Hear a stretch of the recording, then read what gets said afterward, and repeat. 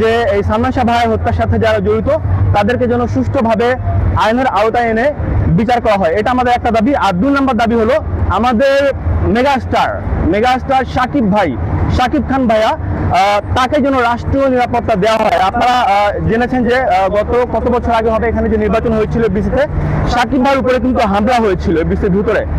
তো এটা নিয়ে আপনারা অনেকের বক্তব্য শুনেছেন। আমাদের ওমর ভাই এটা নিয়ে বলেছিল যে শাকিবকে আমি দেখেছি, আমি সেভ করতে চেয়েছিলাম, কিন্তু অনেকে দেখেছি হামলা করছে তার উপরে, এইসব উনি কিন্তু বলেছে। তো আমরা কিন্তু সবাই জানি যে শাকিব ভাইয়ের উপরে কিন্তু এফবিসিতে হামলা হয়েছিল। তো শাকিব ভাই হলো আমাদের রাষ্ট্রীয় সম্পদ, উনি হচ্ছে megastar, one and only megastar. তো আমরা চাই, আমরা এখানে যারা আছি আমরা কিন্তু সবাই শাকিব ভাইয়ের ক্রেজি ফ্যান বলতে পারেন, শাকিব ভাইয়ের পাগল ভক্ত আমরা।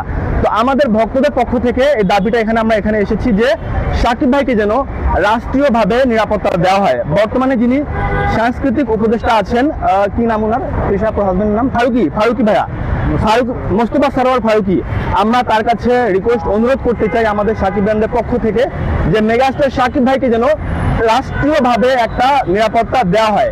কারণ আমরা চাই না যেভাবে সালমান শাহ হারিয়ে গেছে সেভাবে আমাদের শাকিব ভাইয়ের উপরে কোনো রকম কোনো কিছু হোক। শাকিব ভাইয়ের সাথে কিন্তু আজকে থেকে না, বহু বছর ধরে তার সাথে ষড়যন্ত্র হয়ে আসছে। এই এফবিসিতে কিন্তু আপনারা দেখেছেন যে কত চক্রান্তকারী শাকিব ভাইকে একটা টাইমে বয়কট ঘোষণা করেছিল। শাকিব ভাইয়ের অপরাধ কি ছিল যে তিনি এখন ভালো মানের ছবি করছেন, তিনি এখন নিম্নমানের ছবি ছেড়ে কলকাতা বাংলাদেশ মিলিত প্রজেক্টগুলো করছেন, এটাই কিন্তু তার অপরাধ ছিল।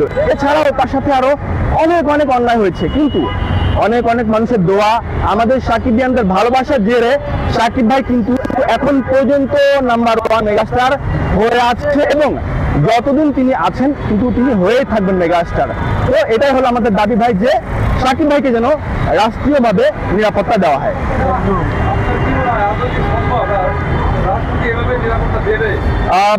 দিবে কি না দিবে সেটা হলো পরের বিষয়, কিন্তু আমাদের দাবি, আমাদের চাওয়া যেন ওনাকে এই নিরাপত্তাটা দেওয়া হয়। আপনার প্রশ্ন ভাই, আর কি প্রশ্ন আছে করতে পারেন, সোহাগ বলো তুমি। প্রথমে বলতে হয়, দেখেন, শাকিব খানের জায়গায় যদি অন্য কোনো থাকতেন